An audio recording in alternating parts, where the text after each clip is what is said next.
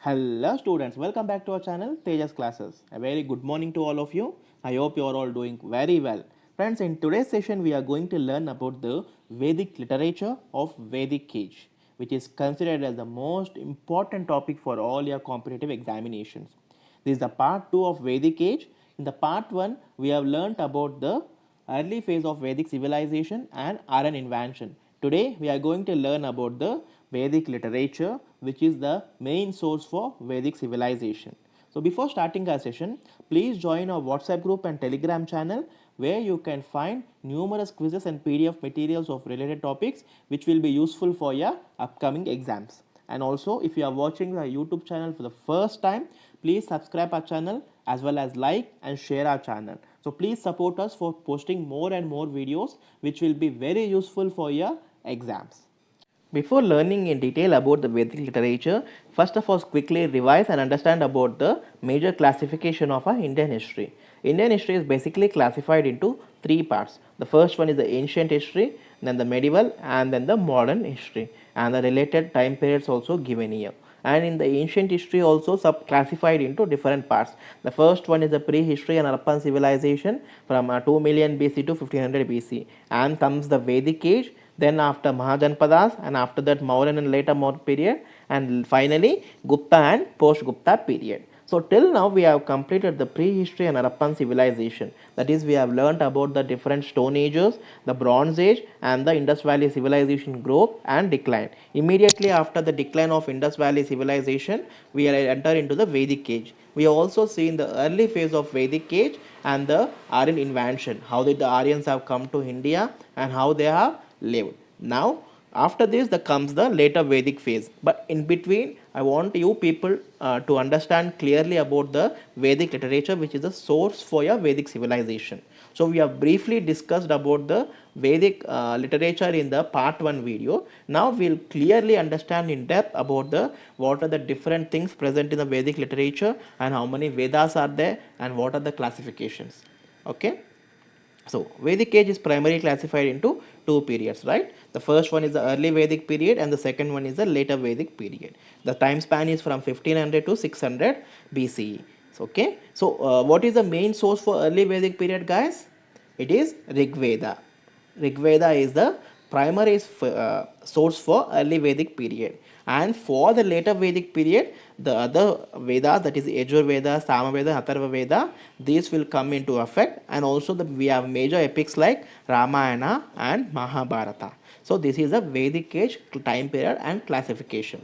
And this is the related maps for that. In the early Vedic period, the Aryans used to live in this place, and after coming to the later Vedic period they have expanded their dynasties and geographical expansion also taken place. Here you can see clearly about the geographical expansion and the dynasty expansion of the Aryan people.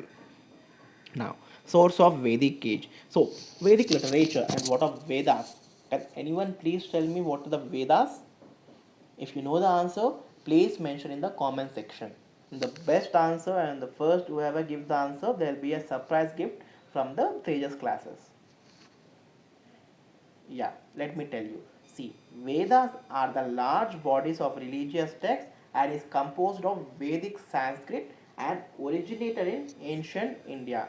Vedas are nothing but collection of hymns, collection of slokas which are used for the worship of gods. For the worship of gods, these sages have prepared some slokas and they used to recite them. So those are nothing but the Vedas and they are originated in the ancient India itself. Vedic literature is the most significant source of information about Vedic civilization. So if we are not having Vedas, then that is the Vedic literature, then we would have not known about the Vedic civilization. Vedic literature was evolved in the course of many centuries. Vedic literature was not prepared in a day, in a month, or in a year. It took many years and many centuries for preparation of these Vedas, and it was passed on from generation to generation by the word of mouth. Guys, no one has written the Vedic literature of Vedas in the Vedic phase. So after many years of Vedic age, these were compiled. But how those people have written that? So the information, the Vedas which were recited in the Vedic age are transferred from one generation to another generation by the word of mouth. So for example, in this generation, my father has learned and he has passed on to me through orally. And I have passed on to my child orally to the next generation. In this way, these Vedas are passed on from generation to generation by the word of mouth. And later, at very great period, later period, these were compiled. And see, they were compiled and written in 11th century, right? They were compiled and written in 11th century, but not in the phase of Vedic civilization. A Vedic literature is divided into two major parts, Shruti and Smriti. Shruti is all about hearing and then compiling the things. Smriti is remembering and then compiling the things. And there is a difference between the hearing and remembering. So, what are the examples of Shruti? Vedas, Upanishads, and they can be translated. For example, we have a Gayatri Mantra. Gayatri Mantra is same when we pronounce. Either we pronounce in English or in Hindi or Telugu. The pronunciation remains same. Though the lipi can be different, that is, it can be written in English language, it can be written in Telugu or Sanskrit language, but the pronunciation remains same. So these are applicable in regard with the Vedas as well as Upanishads. But when coming to the Smriti, these are the things written or compiled by remembering. So we remember the Ramayana and Mahabharata and we can write it in our own phase. Some can write it in 100 pages, some can write it in 10 pages. So that all difference and they can be translated. As a result, we have many editions and many versions and many videos on Mahabharata and Ramayana. But the major story, the major theme remains same. For examples, Puranas, Ramayana, Mahabharata. So these are Vedic literature basically into two parts, Shruti and Smriti. Under Shruti we come Vedas, Upanishads. Under Smriti we come Puranas, Ramayana, Mahabharata.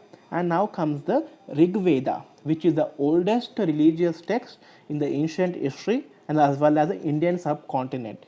It is a primary source for the early phase of Vedic civilization. And here you can see the picture of the paper from the Rig Veda. We have the slokas, and our Vedas are basically divided into four parts. That is four Vedas. The first one is the Rig Veda, second one is Yajur Veda, Sama Veda, Atharva Veda. I guess majority of people know this, but we need to know in detail when coming to the examination point of view. Here we have the detailed flowchart of the Vedic literature. Here I have given you the detailed classification where seeing this it will be useful for your quick revision purpose as well as learning. Guys, we know that they are Vedas and they are classified into four. Yes? So we have Rig Veda, Samaveda, Yajurveda, Atharva Veda. I have already mentioned you what of Veda. Veda is a word which is acquired from the root word with. With means knowledge, right? So for worshipping of gods, many saints and priests have written these Vedas in the form of religious texts, and later they were modified according to their convenience and according to the usage. So as a result, we have developed this Samaveda, Yajurveda, and Atharva Veda. But Rig Veda, so every people can't understand this, right? So if you take the Mahabharata or Ramayana epic, you can read the slokas, but you can't understand. So for that purpose and for better understanding of these Vedas, they have prepared Brahmanas. Brahmanas are nothing but the explanation of that particular hymns or slokas. In Rig Veda, we have X number of slokas. For that understanding, we have made Brahmanas. For each Veda, we have different Brahmanas. So in that case, for Rig Veda, we have Kaushakti and Atreya Brahmanas. In the similar way, for Sama Veda, we have Kataka, Taitriya, and Shatpata Brahmanas. Very guys, Shatpata Brahmana is a very important Brahmana. You will come to know in detail about this because it gives information about the social differentiation. Next, in the Yajurveda, we have Panchavisha, Shadvisha, and Jaiminya. These are the Brahmanas of Yajurveda. Coming to Atharva Veda, we have Gopad Brahmana for Atharva Veda. Now we know the Vedas and the Brahmanas. And after that, we come to know about the Aranyakas. Aranyakas are nothing but Aranya means forest in a Sanskrit. The meaning of Aranya is a forest. And Aranyakas are nothing but these are the religious texts or slokas or hymns. These are written in forest. So many people used to study in the forest where the guru and disciples, they used to sit and they used to prepare these religious texts. As a result, they have been prepared in the forest. The name came as Aranyakas, and these are the concluding parts of the Brahmanas. What concluding parts of Brahmanas means? For after every video or every text, there will be a summary or short notes prepared. In the similar way, the things which are in Vedas or Brahmanas are quoted in a simplified way, and they are mentioned in this Aranyakas. And for every Veda, they have prepared the Aranyakas, but only for the Atharva Veda, they have not prepared Aranyakas. We don't have any Aranyakas for the Atharva Veda. So till now we have seen the interrelationship between the Vedas, Brahmanas and Aranyakas, and we have one Veda, one Vedic literature, that is Upanishads. Right? These is a separate religious text prepared without reference to these old Vedas, Brahmanas, Aranyakas. So these deal about the philosophical and spiritual knowledge, and at present we have 108 Upanishads. I guess now we have a better understanding about the Vedic literature, their classification, and what are Vedas, Brahmanas, Aranyakas, Upanishads. Now we look in detail about the particular Veda, that is Rig Veda separately, Samaveda separately, and what are the Brahmanas. So I'll give you 2 seconds of time, guys. Please take a screenshot of it, or please pause the video, take a screenshot of it. It will be very useful for your quick revision while you are attending for your exams. Yeah. Now let us study the first Veda, that is the Rig Veda, which is composed during the early Vedic period, and this is the oldest religious text present in a ancient history. And the Rig Vedic hymns were compiled by Palya under the guidance of Vyasa. Guys, can anyone please tell me who is this Vyasa? Mr. Vyasa Maharshi is a great sage, he is a scholar, so he has written many novels, many epics, and he is basically author of this all these Vedas. So under his guidance, Palya has written the Rig Veda, and Rig Veda contains 1028 hymns and organized in 10 mandalas. How many hymns or slokas we have in Rig Veda? 1028, and they are organized in 10 mandalas. Guys, these mandalas are nothing but the volumes. So we have this Harry Potter volume 1, volume 2, right? In a similar way, so they have also segregated or classified this, divided this 108 hymns in 10 mandalas. And what are they used for? They deal with the Agni and Indra gods and dedicated to sage Rishi. So these are the texts or hymns which are used to worship of God Indra and God Agni, and they are dedicated to sage Rishi. So as we have already seen that there are 10 mandalas. 2 to 7 are the earliest mandalas, each of which is described to a particular family of rishis. So each mandala is dedicated to a particular rishi, and 1 or 10 are considered the later additions. These 2 to 7 mandalas are prepared earlier, but the mandala number 1 and mandala number 10 are prepared later. And mandalas 2 to 10 deal with the cosmology and deities. Cosmology is nothing but the study of universe, and mandalas 1 and 10 deal with the philosophical questions. Ninth mandala is dedicated to God Soma. Very important, guys. So we have 10 mandalas, out of which 1 and 10 are later additions, 2 to 7 are earlier additions, and ninth mandala is dedicated to Soma. And the 10th mandala contains the famous Purushukta. Very important, guys. Please make a note of it. The 10th mandala of Rig Veda contains the Purushukta. What it explains? It explains about the 4 varnas, that is the social differentiation or classification at the time of Vedic civilization, that is the Vedic age. We have seen this, right? We have 4 varnas like Brahmana, Kshatriyas, Vaishyas and Shudras, and the detailed information about these varnas are mentioned in the Purushukta of 10th mandala of Rig Veda. Very important. Now, yeah, Hotri was the priest charming. Hotri was the priest chanting the hymns of Rig Veda. See, we all know that in the Vedic age they used to worship the gods in the form of yajna or homam. So four priests or 4 sages used to sit around that yajna and perform the rituals. So in the similar way, so there were particular priests assigned to each Veda for recitation. and the person who recites the Rig Veda is known as Hotri. The person who recites the Rig Veda is known as Hotri. Now, we'll learn about the Samaveda. Guys, these Rig Veda are the religious texts and we used to read it. And these Samaveda are the improvised versions of the Rig Veda. In the similar way, we learn poems, we prepare songs for the better understanding. It will be a pleasantful, it will be a present while hearing that. In the similar way, what these people have done, these people have converted the Rig Veda's text into the form of song. They added some musical touch to it. So these are the Vedas of melodies and chants. The particular Rig Vedas, that is the hymns, are converted into a form of song or a musical. So there are 1549 verses, 1549 verses, except 75 verses, all have been taken from the Rig Veda. How many verses we have, hymns we have in Rig Veda? We have 1028. So in Samaveda we have 1549, but only except 75 verses, remaining all are taken from these Rig Veda, and remaining things were added in addition. There are two Upanishads embedded in Samaveda, Chandogya Upanishad and Kena Upanishad. Very important, guys. We have also two Upanishads which are embedded in Samaveda. They are Chandogya Upanishad and Kena Upanishad.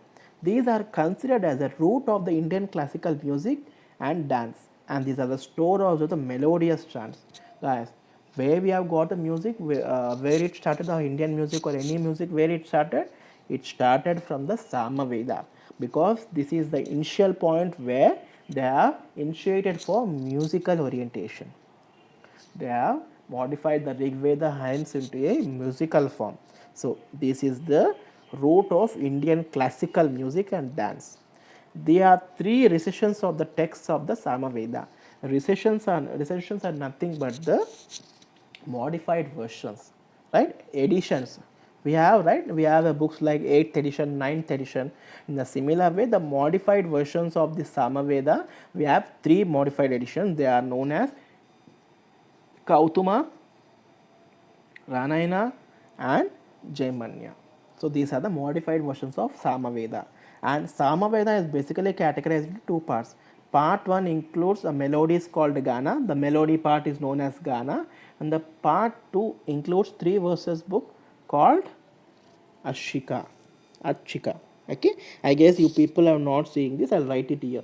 The second part is known as, sorry guys. The second part is known as Archika, Archika. Part 1 is known as Gana and the second part is known as Archika. This is all about our Samaveda. Next comes the, Udgatri was an expert of Samaveda. One second. Yeah. Udgatri was expert of Samaveda. In the similar way I have explained you, there were 4 priests and each priest is assigned to recite one Veda. For Rig Veda we have Hotri priest, and for the Samaveda we have Udgatri. Very, very important. Udgatri is the priest of Samaveda. Now comes the Yajurveda. Yajurveda is the worship knowledge. Yajurveda contains a knowledge for worshipping the gods. It compiles ritual offering mantras or chants. So for performing any rituals, we need some mantras. So for that purpose, they have made this Yajurveda. It acts as a manual for the rituals. So for performing any experiment, we require manuals because there will be steps to perform. In the similar way, for performing a ritual, this Yajurveda provides us the mantras and chants. And we have two parts of Yajurveda. One is known as Krishna Yajurveda. The second one is known as the Shukla Yajurveda. Krishna Yajurveda is a black or dark Yajurveda, and it is an unarranged and unclear Yajurveda. Unclear and unarranged is known as Krishna Yajurveda, and Shukla Yajurveda is white or bright Yajurveda, arranged and clear verses. It is well arranged and it was clear verses. And the oldest layer of Yajurveda has 1875 verses, mostly taken up from the Rig Veda. See guys, the oldest layer of Yajurveda has 1875 verses, mostly taken up from the Rig and Veda. This number is important, guys. So things which I have bolded, those are very important. And the middle layer of the Veda has Shatpatha Brahmana, which is a commentary of Shukla Yajurveda. See, I have explained you, right? The Shatpatha Brahmana explains about the social differentiation. It is a Brahmana of Yajurveda, and it is a commentary of Shukla Yajurveda, which is the arranged and clear verses of Yajurveda. Now, the youngest layer of Yajurveda consists of various Upanishads. We have already seen in Samaveda, we have also several Upanishads embedded in them. In the similar way, some Upanishads are also embedded in Yajurveda, and they are Brihadaranyaka Upanishad, Isha Upanishad, Taittiriya Upanishad, Katha Upanishad, Shevastra Upanishad, and Maitri Upanishad. So these are the Upanishads mentioned in the Yajurveda, that is, they are embedded in the Yajurveda. Now comes the Vajasani Samhita, is the Samhita in the Shukla Yajurveda. Vajasaneyi Samhita, very important. It is a Samhita in the Shukla Yajurveda.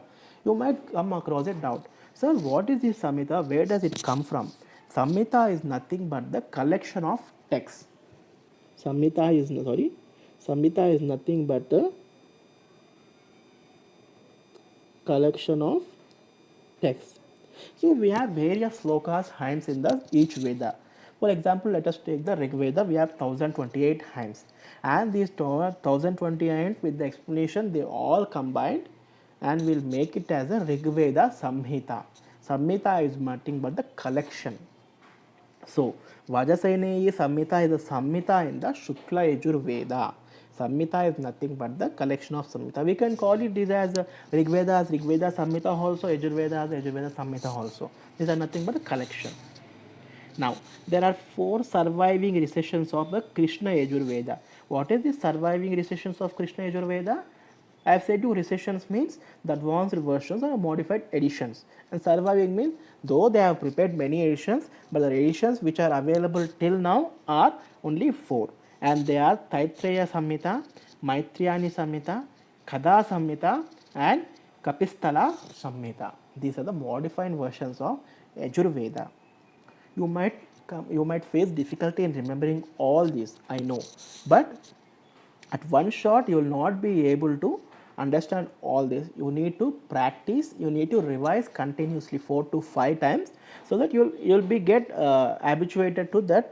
You will be get ease with those names, so you can remember easily. So you just listen why I am saying, you prepare a notes of it, then you need to revise it. So after revising for multiple times, it will become very easy. So I guess you all know this Rigveda, Samaveda. You can easily say in the similar way, when you practice these names and revise for many times, it will be very easy.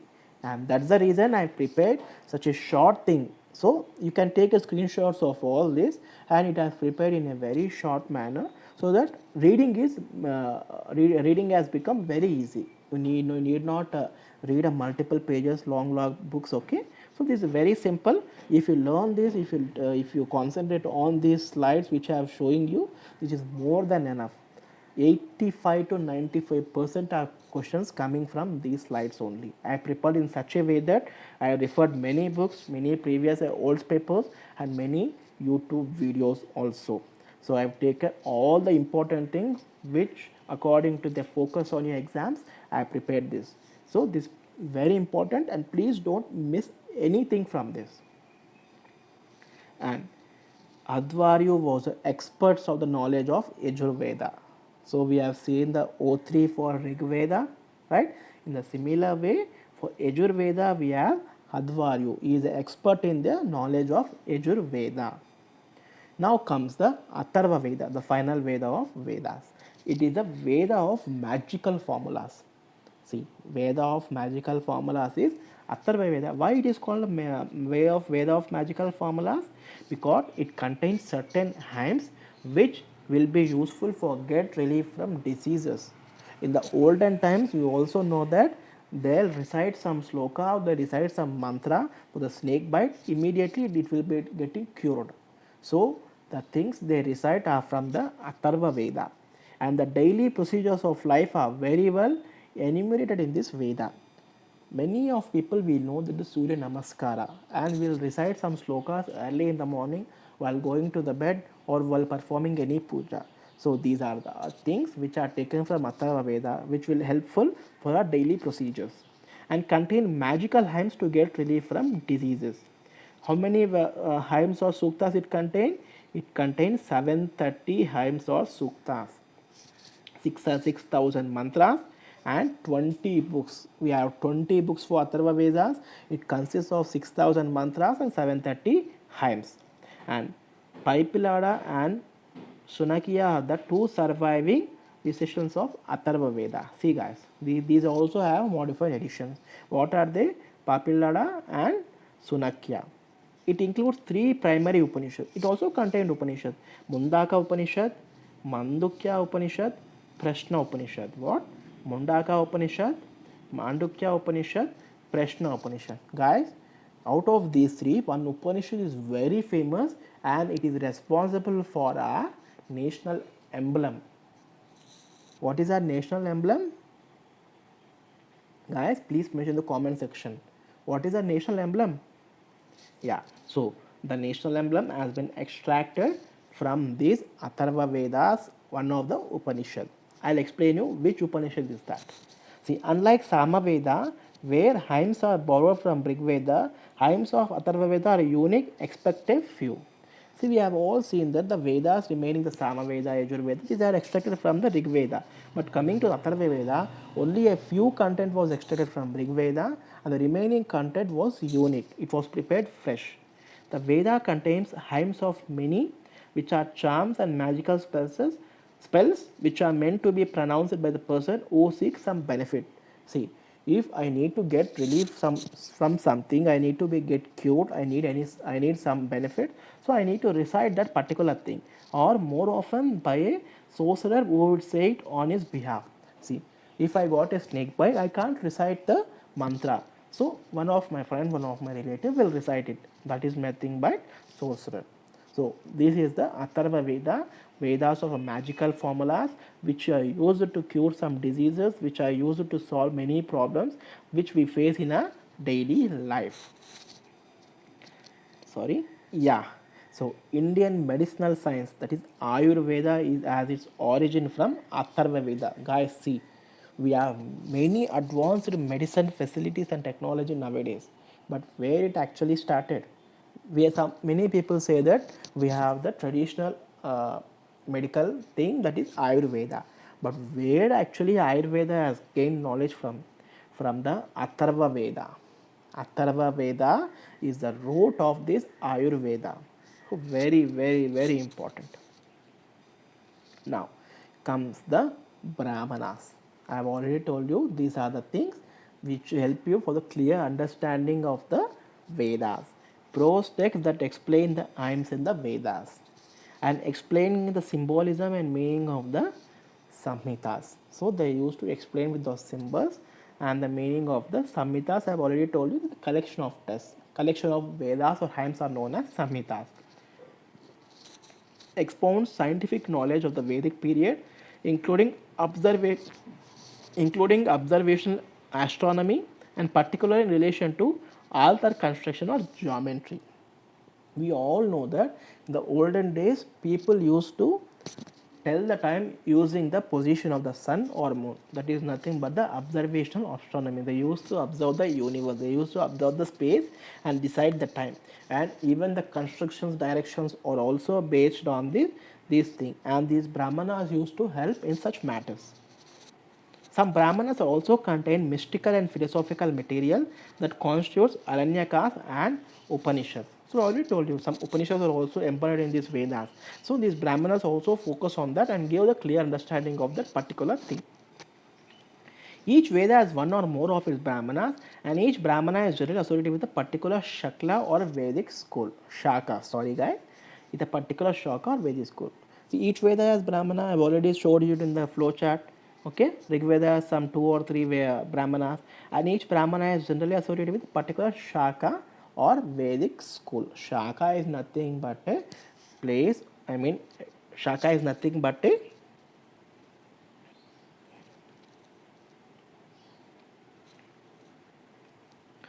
less than 20 Brahmanas are currently extant, and most of have been lost or destroyed.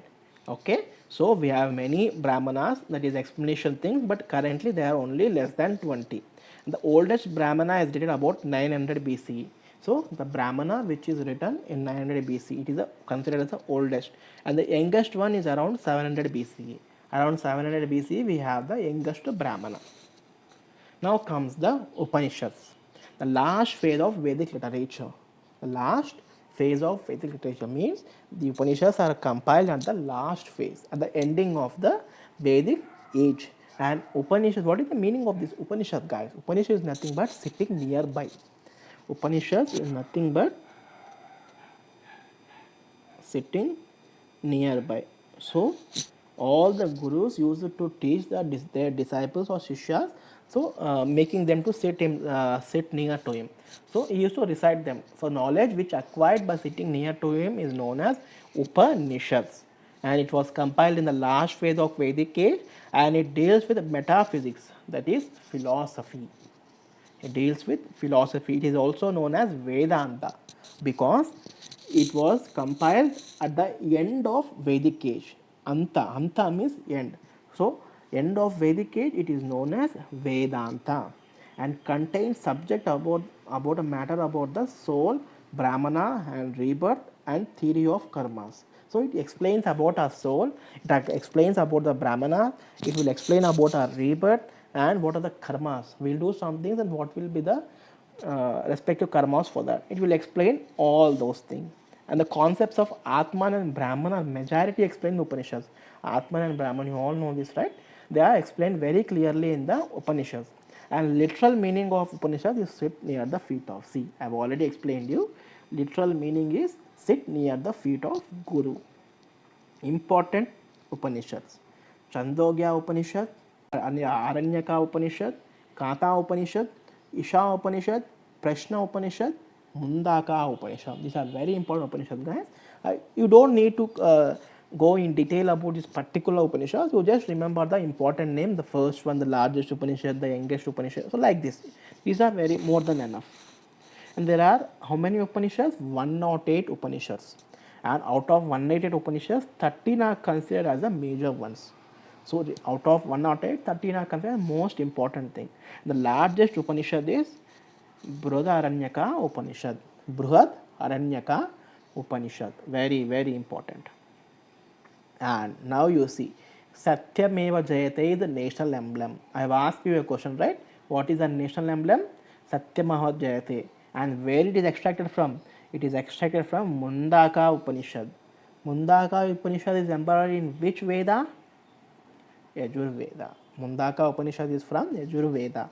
And our national emblem Satyameva Jayate is taken from this only. See, I have given you this symbol. This is the national emblem. Satyameva Jayate is taken from Mundaka Upanishad. This question has come numerous times, guys. I have seen this question nearly 4 to 5 times. Very important question.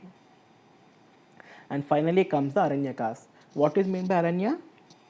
I have explained you, guys. Please tell me. Aranyas are forest. So the texts which are written in the forest came to be known as Aranyakas. It means forest. Written in forest for the hermits and students of Vedas, and initiated a changeover from a materialistic religion to spiritual religion.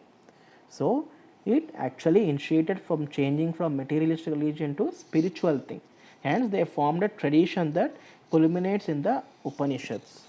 So these Aranyakas Upanishads are somewhat, they exhibit somewhat nearly similar things. So these actually impart the knowledge which is in Upanishad. Also, they focus on the spiritual thing rather than the materialistic. And they are like a bridge between Vedas, Brahmanas, and Upanishads. So they act as a bridge between the Vedas and Brahmanas and Upanishads. Okay. That's all it for today, guys. I hope you have enjoyed the video.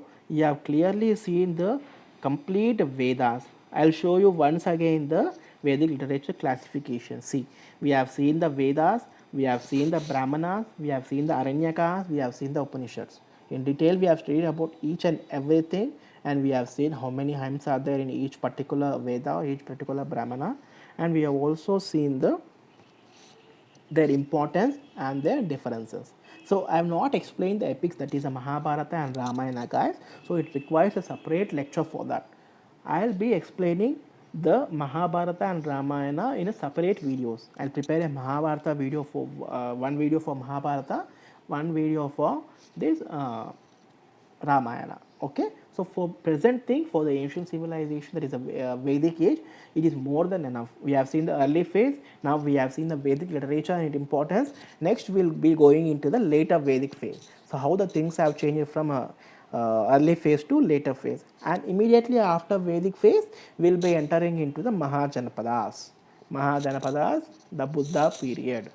Okay, so in this Vedic age only we have this Mahabharata as well as Ramayana. So I'll try to explain in the next video briefly. I'll not be going in detail. I'll be explaining in brief. Okay. So that's all it for today, guys. I hope you have enjoyed the video. So if I recommend you to watch the previous videos also, so that you will be easily understanding the exact flow of the Indian history. Okay. Thanks for watching, guys, and please don't forget to like and subscribe. Please like, share and subscribe our channel and support us and encourage for posting more and more videos. Have a safe day. Be safe. Goodbye.